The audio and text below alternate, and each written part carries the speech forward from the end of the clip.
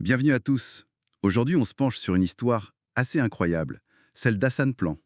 Oui, qu'on a connu d'abord comme DJ Hassani, un jeune artiste belge au parcours vraiment particulier. C'est le moins qu'on puisse dire. On va essayer de comprendre son chemin, marqué par la maladie, l'hôpital pendant, presque 18 ans. C'est ça. Et comment la musique est devenue son moyen d'expression, son souffle. On s'appuie sur des interviews, ses textes, des vidéos. Notre but, c'est de voir cette résilience à l'œuvre.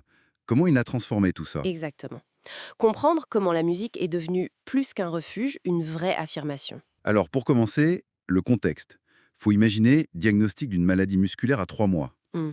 Et dès 1 an, c'est l'hôpital quasi non-stop. 18 ans d'hospitalisation, c'est mentionné partout, c'est énorme. Et puis, à 12 ans, hyperlysage de ses jambes. Ouais. Fauteuil roulant électrique. Ça impacte tout, forcément, même l'école, la fatigue. C'était compliqué pour lui. C'est clair. Une vie très très contrainte. Et c'est là, justement, vers 12, 13 ans, Oui, qu'il tombe dans la musique. Le rap, surtout. D'abord un peu de DJ Hassani, et puis très vite, l'écriture. dans sa chambre d'hôpital en plus. Oui, avec un ordi, un logiciel, sa chambre, son lieu de contrainte, devient son studio, quoi. C'est fou. Et ses textes, c'est direct, pas de filtre. Ah oui. Dans sa chanson Allô, il le dit. Ça fait 18 ans que je vis à l'hôpital.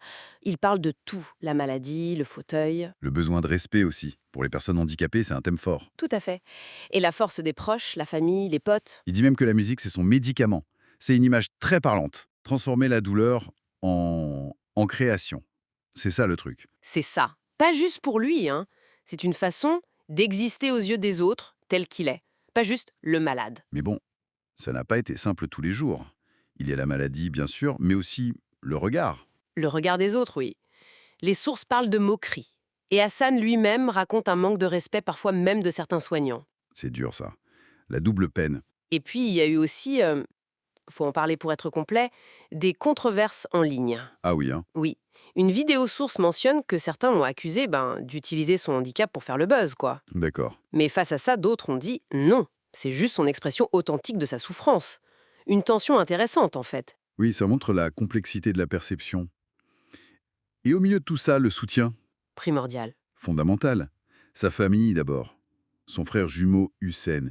Il en parle comme son premier fan, son rock. Ses amis aussi, il les cite souvent. Moussa, Tikitik, Lucas, Et la communauté en ligne, bien sûr. qui l'a porté. Et ça a marché. Le clip Respect les handicapés. Oui, en 2016. Plus de 240 000 vues à l'époque, c'était un vrai buzz. Il passe à la télé, dans les journaux, à 16 ans. Même son merchandising, des t-shirts et tout, ça s'est vendu super bien direct. Et ce qui est fou, c'est qu'à 17 ans, il arrête l'école. Ah oui, ça a dû faire parler, ça. J'imagine. Mais il expliquait qu'il gagnait déjà sa vie, en fait. Avec sa musique, sa chaîne YouTube qu'il avait lancée bien avant. Son but, c'était clair, l'autonomie. Pas juste un rêve. Il voulait la construire, cette indépendance. Et il l'a fait.